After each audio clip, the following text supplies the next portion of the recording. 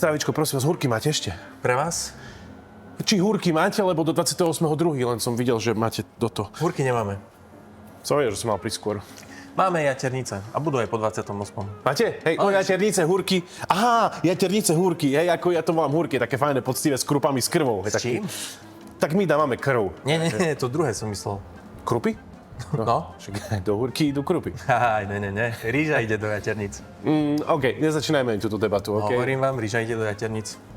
V Japonsku alebo v Čínsku akurát, ale nie na Slovensku. No ja to odkedy? Odkedy? Pozrite, ja som káč, že ja viem, čo robím. Hej. V 2003 sa stala taká vec, robili húrky, došli im krupy, dali namiesto toho rýžu. Vtedy začínal aj crossfit z okolností, ten zdravý životný štýl, veci okolo toho. Tu sa stalo v jednej dedine, nebudem menovať radšej, lebo to je... Bystery. Skade viete. No, to bola taká udalosť. Môjmu strikovi sa to stalo, no. To fakt? No, to on bol, hej.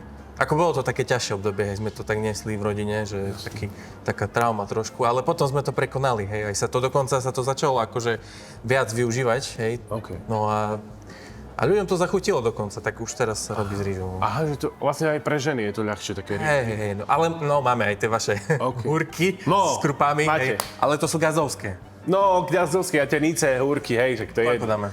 43 vás poprosím. 56 môže byť? Môže, jasné.